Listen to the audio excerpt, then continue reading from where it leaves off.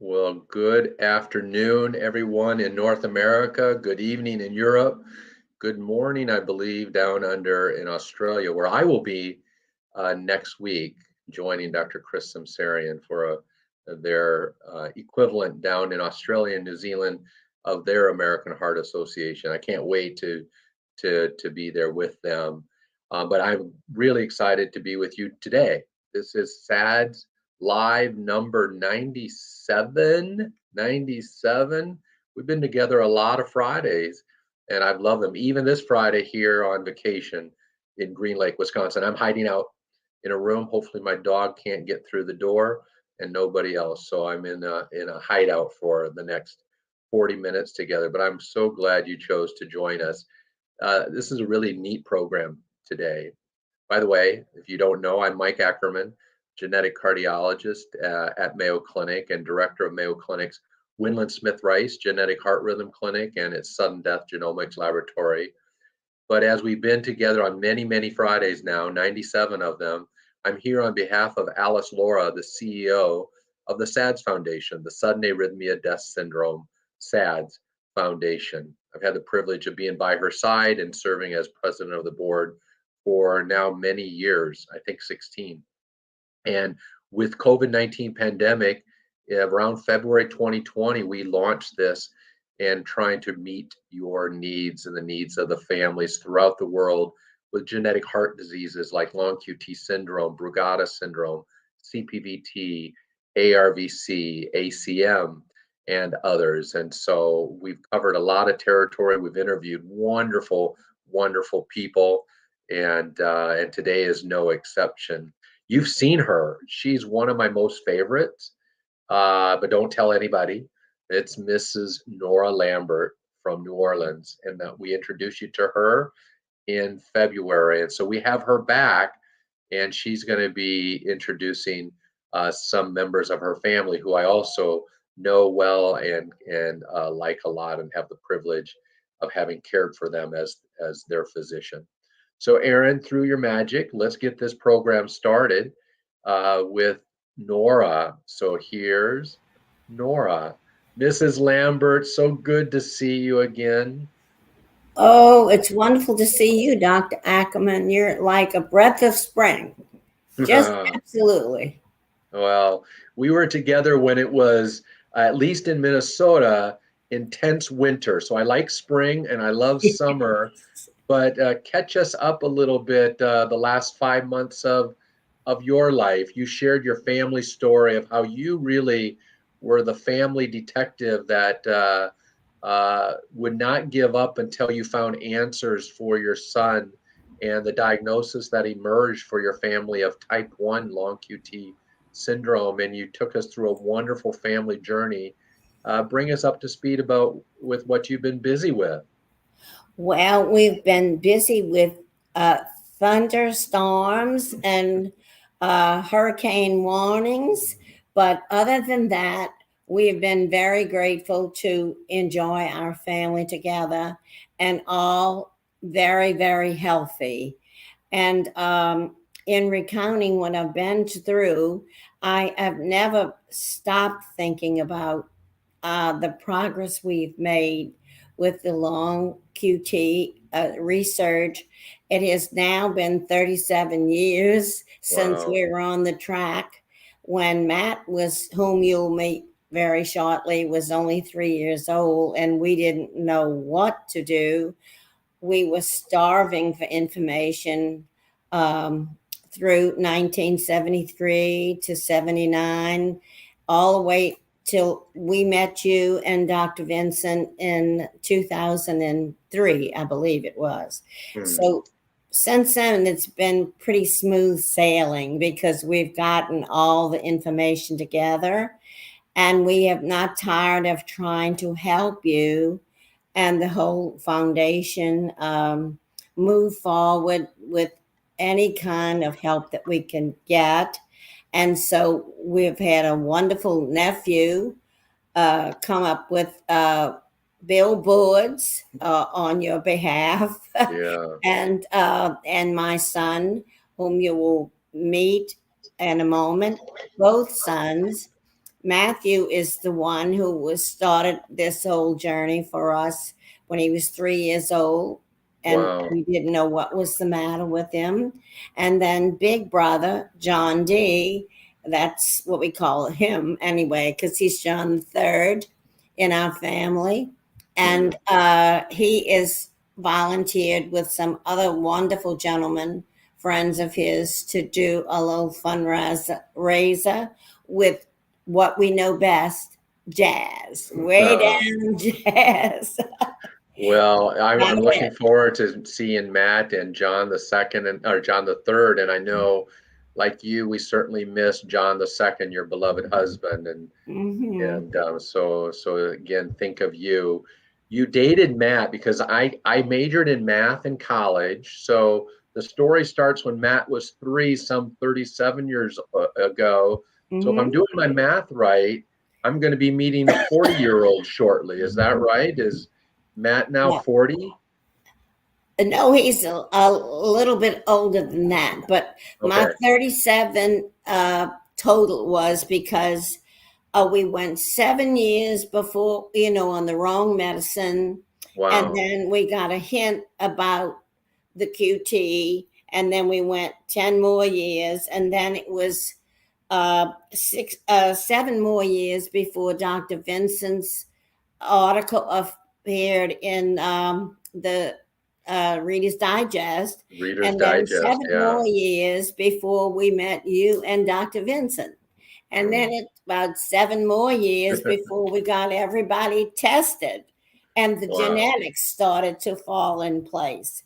Yeah. So we've been marching to the tune about 37 years. That's how I figured that number. Well, that's great. And those who are joining us, feel free to ping your questions as well, because I'll have time to enjoy and react to some of your questions as you come in. So let's see who's with us today. But Nora, let's not wait. Aaron, let's bring on her son Matthew, who started this whole journey Yeah. with as a little toddler, and now the little toddler Matt is all grown up. I am. I wish I was 40, but now I'm 52. So, but yeah, it's been a very, very long journey, and I cannot say and express the admiration that I have for what you and your predecessor have done in making my life over a long period of time just pretty normal. When I was 3, I started to pass out. Couldn't figure out what it was. Scared my parents to death. Scared me to death. And for a long time, we had absolutely no idea what it was. And to be honest with you, it's a miracle that I am here because it takes a chance. I mean, we have a very, very strong belief in God in our family, and God put my mother on a bus, sitting next to somebody who knew somebody who knew somebody who basically put us in touch with y'all, and it was when I was 12 years old. I was passing out all the time, and to be honest with you, when I was that young, and it was a very scary experience. Um, I didn't really think I'd live to be past 30 years old. Like I Hmm. remember like looking at the year 2000, and I would be 31 by then. I was like, wow, that's nuts. But I didn't really even think I would get there. To be honest Wow. with you, sometimes. And Matt, And knowing that I sort of spilled the beans and revealed to everybody that your family is type 1 long QT syndrome, which you all wouldn't discover until years later in your journey. I'm curious, with all of the faints that you had as a child from age 3 to 12, were there particular triggers or settings that activated the faint for you? yeah, if I was very active. I was running. If I got overheated, overly excited, I would faint. I know that, and I love being around water. Um, we had a swimming pool at a place about 45 minutes from New Orleans. I must have fainted there, just being in the water, and I could feel it coming. It was like watching a freight train coming to hit you in slow motion. Like you knew it was coming. And I think that was probably one of the scariest parts, because at that point I'm in a race to get out of the water. Sometimes I would slap myself to not slip into this feigning episode, because it was scary, and it didn't feel well. It felt like I lost feeling in my face, and it was tingly, and so it was a very, very scary episode. And when I got a chance to come to Atlanta several years ago to meet with you and the people at SADS, I thought that I was kind of emotionally past it, just because it had been such a long time since I was 12 when I was miraculously put on Core Guard, and to hear just some of the tragedies and the pain that other families have gone through was very, very moving. And it was just, and I wanted to go up to some of these kids, and I'm an adult, but and say, look, you can do, once you figure out what medication you need to be on or whatever, you can do whatever you want, because the thing is, when I got on that medicine, it changed my life. I mean, I ran I ran 10 Ks with my brother John D. I've been snow skiing. I played high school football. I worked in the United States Congress as a communications director. I was on television as a reporter for 11 years. And I've done a lot since being kind of freed from this fear, and I'm being curious. able to live a normal life. Yeah, and I'm curious, Matt, when you were diagnosed ultimately as a teen, preteen, that was in an era when at least the prevailing thought was, once we diagnose you with long QT syndrome, thou shalt sit on the couch and not get off, as in no sports. And yet you described a lot of sporting activities during that time.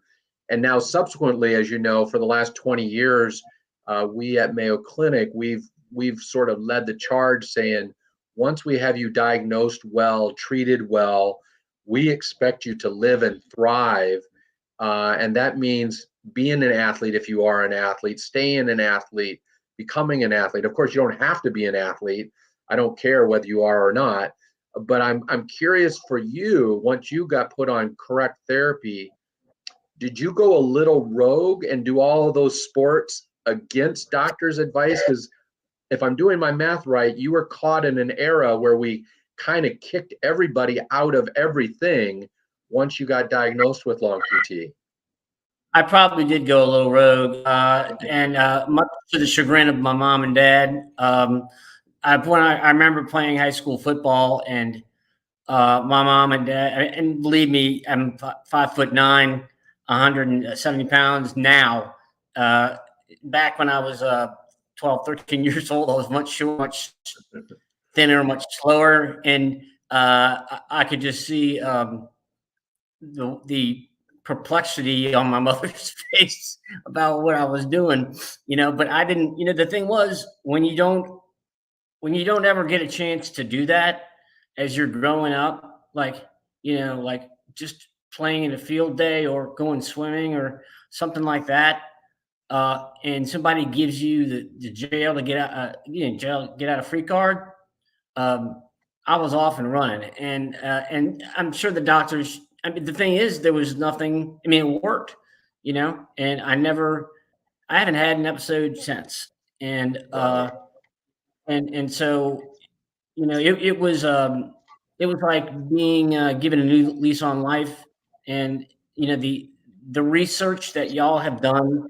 and the strides that you have made, and when you and I met up in Minnesota, you put me on a treadmill, and I did like 12 minutes on the treadmill, and my heartbeat was something like 102 or something. So it was something very low. And then when you and I were meeting, you said, "This can't be right." And I said, why is that? And he goes, your heartbeat should have been much higher. How much of this corridor are you on? And I said, 120 milligrams. And you were like taken aback, shocked, like, how much do you weigh? And I was like, I weigh 160 pounds. And you were like, you asked me, you don't feel like tired or out of it sometimes? And I said, Doc, I said, you're talking about my entire perception of life for the last 30 something years. I couldn't tell you what it was not like without it. So, Yeah. and then when we cut back, things move a little faster. Move a little faster for me.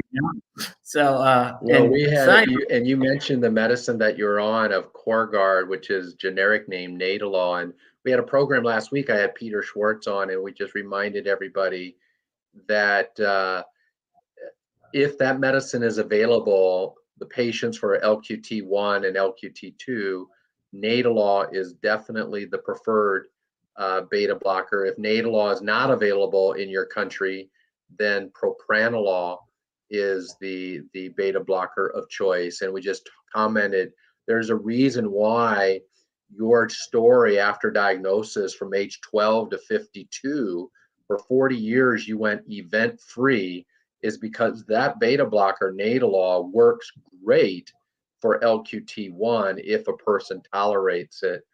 Well, that's a little bit enough about the past. I'm kind of really excited about the present and the soon future, as in, I think 23 days from now, with something that you all are doing with your big brother, John the Third. So Aaron, let's bring John the Third on and tell us the past. What was Jazz Nation SADS #1? How did that come about in the first place? And thankfully, you all are doing round 2 with Jazz 2 for the SADS Foundation, for which, as president of the board, thank you for doing that. So here is otherwise known as John D. Welcome to SADS Live. Great to see you, John. Thanks, Dr. Ackerman. It's great to be here and to be a part of all this. Appreciate it. So tell me how Jazz 1 got conceived in the first place. Well, actually been trying to do it, put something together for the last few years. And then COVID kind of got in the way to a certain degree. But from Matt's condition and from my mom and dad having come out here to Salt Lake City, I live in Park City, Utah. And by them coming out here and getting to know you and Dr. Vincent and everybody at the SADS Foundation, which of course is headquartered here in Salt Lake, I had mentioned to my mom in the past that if there was ever any opportunity or any fundraising type event that SADS might have, that if they needed some cool jazz music to be played, that we'd be happy to donate our services. And so it just kind of all came about. We're able to meet with Jan, and just all came about last summer. It was wonderful. And we look forward to doing it again end of August on the 28th.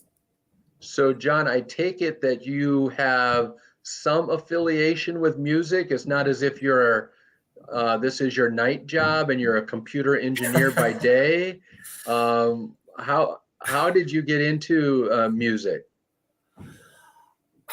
Well, I guess initially being, a Lambert, with the song and dance mom and dad, from the talents that they had, they handed that probably all that off to the boys, and but we were always in choir growing up in school and all that stuff, and then eventually as an adult just kind of grew to love jazz more and more. And I was one day somebody said you ought to, you have a pretty decent voice, why don't you put a band together? So I said, well, why not? So it happened, and then really been playing.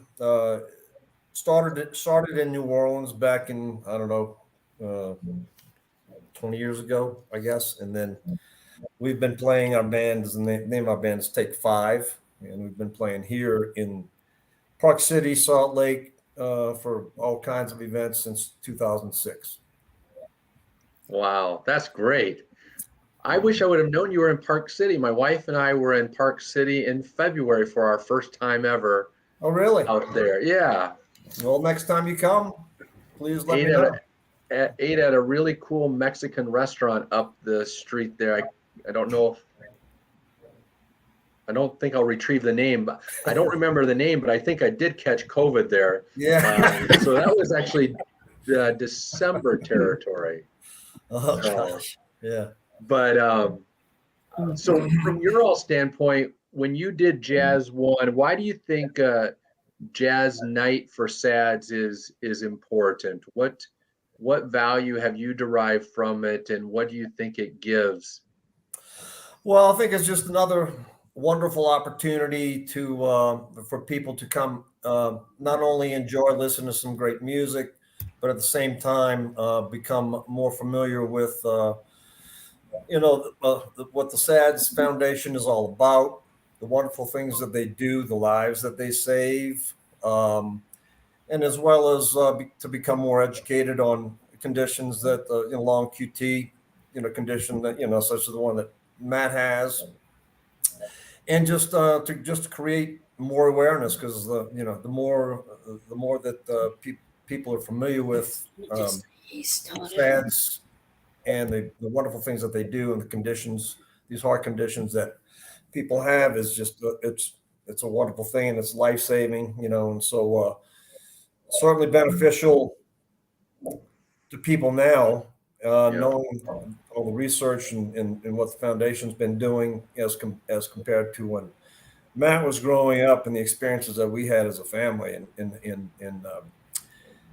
how scared we all were, and concerned and everything else. And so, I mean, as my mother mentioned earlier, I'm the oldest. And Nolan, my other brother, it's 4 boys. Well, excuse me, my chair just fell. 4 boys in our family. I'm the oldest. Nolan is 2 years younger than I am. And then mom and dad took off 10 years and decided to have another set of boys that are 10 years and 13 years younger than myself, and same with Nolan. And so being the older brothers, Nolan and I had the wonderful experience of pretty much raising Matt and Alex, the second set of boys in the Lambert family. And, all the wonderful life experiences that mom and dad gave us, and changing their diapers and, all those fun things. Somebody had to. Somebody had to. Yeah. But at the same time, Nolan and I were present for a lot of the episodes that Matt had. Mm-hmm. And like he said, you could feel it coming on in our swimming pool that we had in our summer home. And there were times when we were at a family's dock at a lake, and Matt was 4 years old and had floaties on, and all of a sudden we were asking each other, we're sitting on the dock, everybody, the family, relaxing, and all of a sudden we didn't know where Matt was, couldn't find him, dove into the lake, and he was floating underneath the dock, passed out. So he could have almost drowned as well, so. Right. The episodes, it's very real for your family. And yes. This Jazz 5, you all at Jazz 5 doing Jazz Night for SADS. Take five. Yeah. Take 5 doing Jazz Night for SADS. Is Take 5, is this a live event? Is this live and virtual? How do we tune into this? Yes, it's live and it's virtual. I think Jan is going to come on in a bit and kind of further explain as to how you can participate in it, either if you'd like to come and see, be part of the audience. It's a wonderful, beautiful setting it's a really cool setting at someone's home in Salt Lake City. It's an outdoor garden concert venue. Nice. It's really, really special, and a cool venue to listen to jazz. And then you can also, there's a link that you can join and stream it. If I could, I would be there, but it looks like I am in the air flying back from Finland on August 28th, because I think it's August 28th. But if you could write a note down for me, if it's August 28th, it's also a very special person in the SADS Foundation. She's not in the SADS Foundation, but she has been a huge supporter over the years. Shelley Savoca, it's her 56th birthday. So maybe on Jazz Night for SADS, Take 5 can give a special number to a dear friend of mine, Shelley Savoca, and do a shout out to her name. That Is Shelley gonna be participating? I don't know if she will be able to. I think, Jan, you're going to have to reach out to her. Shelley is with one of the leading long QT syndrome genetic test companies called Invitae, which arose and became established long after the Lambert family learned that they were type 1 long QT syndrome. But we'll give a special birthday shout out to Shelley. But Well, let's have tell Jan. Shelley if she can make it, we'll sing happy birthday to her in a very New Orleans style. So if she can make it, that'd be great. May I add a bit here? If she is present, let me tell you, they will know how to break loose and have her enjoy the biggest jazz event of her life. We have all kind of ways to do it, and you can't stay still. That's absolutely right. So she'll have to be moving around, and if I can do it, she can do it. Well, moving around will be no problem for Miss Savoca. So she will be very, very good at that. Let's, in a few minutes, because I do see some incredible questions coming in that I do want to touch on before we run out of time. Let's have Jan come on and join us and give us some of the details about Jazz Night for SADS, done by Take 5, with John Lambert III as the lead singer, right, John D? I'm the beauty up front, baby. Yeah, spoken as only a Lambert can. I love it. A doctor trying to push him aside, and you wouldn't be very successful. It runs in the family. Yeah. So, Aaron, if you're there and can bring up Jan, otherwise we'll. And Jan, for everybody, if they don't know, this is our Director of Development for the SADS Foundation, Jan. So, Jan, tell us about this upcoming Jazz Night for the SADS Foundation. Okay, well, the first thing I'd like to do is say that we have been trying to do this for several years, and one of the reasons we could not do it was we couldn't find a venue.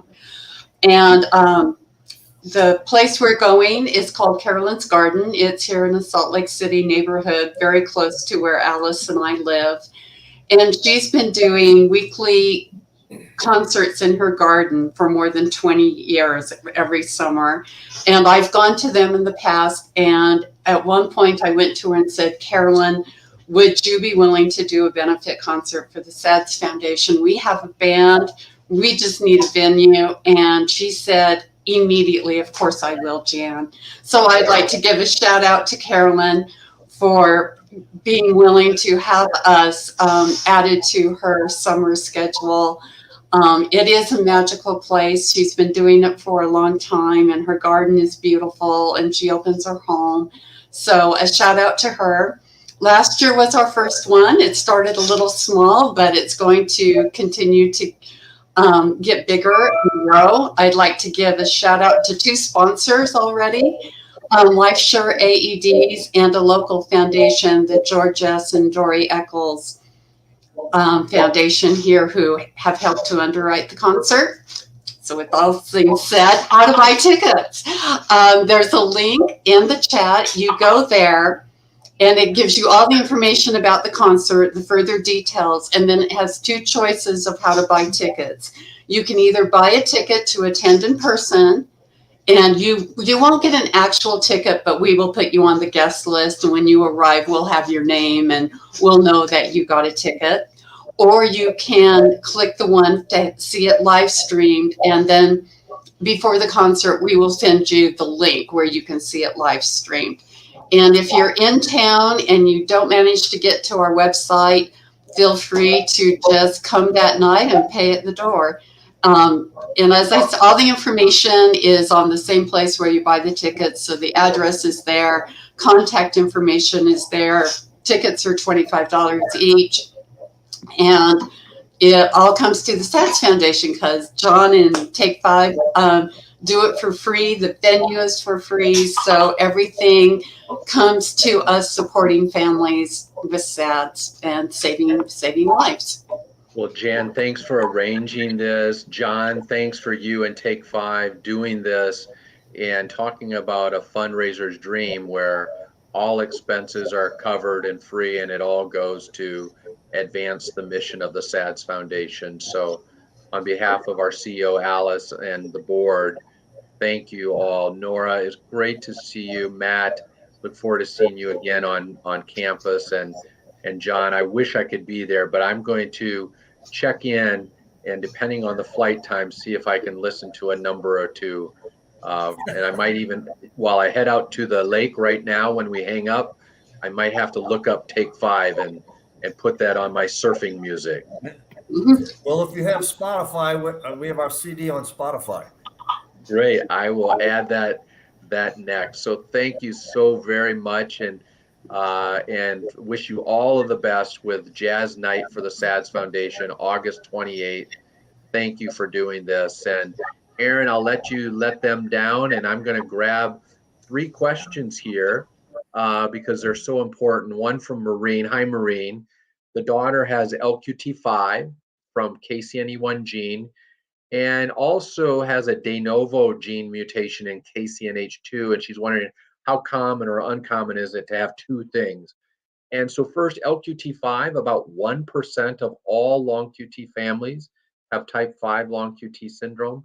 Perhaps potentially the more important one is you having type 2 long QT syndrome, or your daughter, I should say, having type 2 long QT syndrome from that de novo variant in the KCNH2 gene.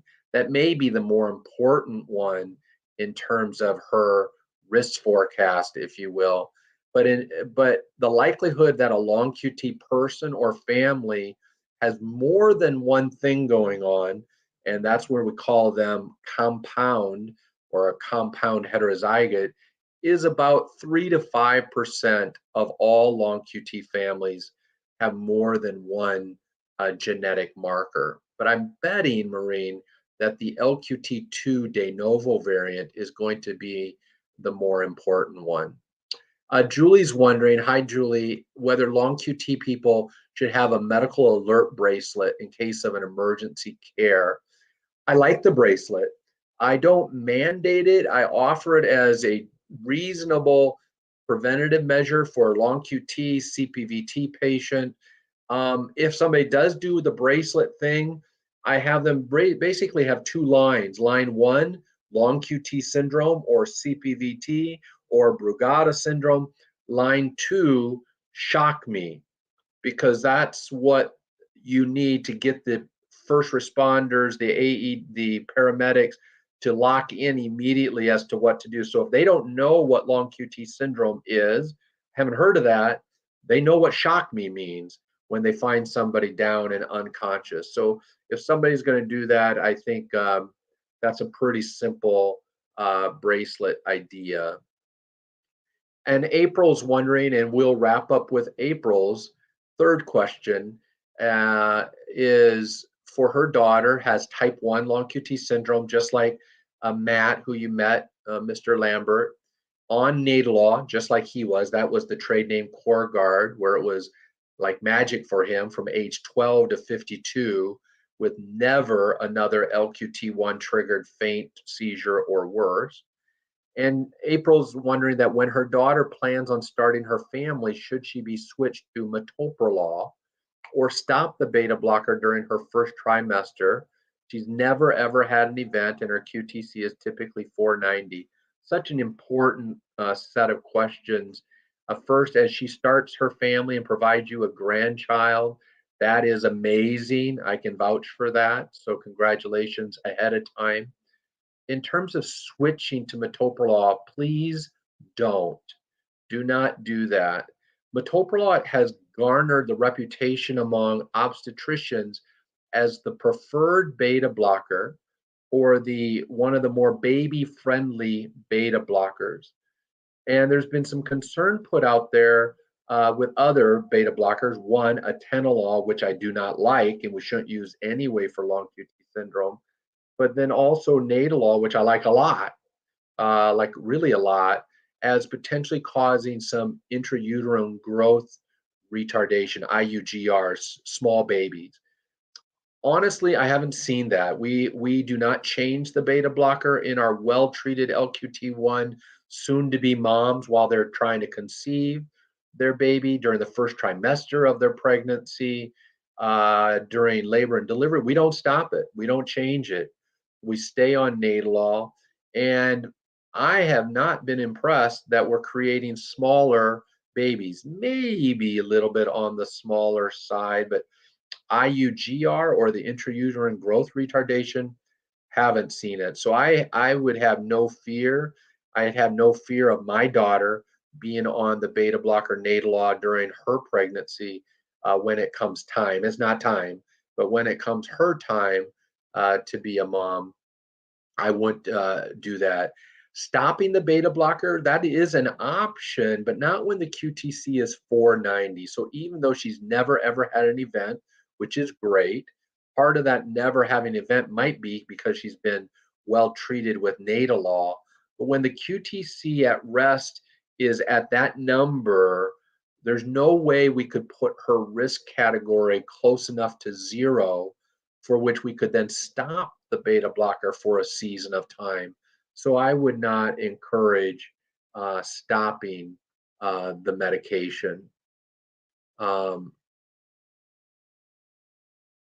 And I think there are some really good ones, but in the interest of time, let's grab these for the next one because SADS Live number 98 is going to be in 2 weeks. It will be ARVC focused because I'm going to have joining me, many of you know him, Dr. Harakrishna Tandri from Johns Hopkins and their ARVC program. And we're going to take questions about ACM, ARVC, but we might sneak in this one from Victoria because I think it's relevant to all families. So we'll grab that one as well. So thanks for that question, Victoria. Sorry I ran out of time. Well, this does bring us to the end of our 97th SADS Live program. I love seeing Nora Lambert again. She always warms my soul. I wish I could do Jazz Live with you all with Take 5 on August 28th. I hope you can make it live or virtual for that special event. And again, thanking them for doing so. And then put your calendars on for 2 weeks from today, August 19, for a special program, questions and answers with me and Dr. Tandri on ARVC. And then we're getting ready for September, where we have 3 programs in September, September 2, 16, and 30, I believe. And mark September 16. That's going to be the 100th SADS Live program. And I think Erin and her team has something really special in the works. So for me now, it's goodbye for now. I'm going to return to vacation mode. I have today, tomorrow, and Sunday left.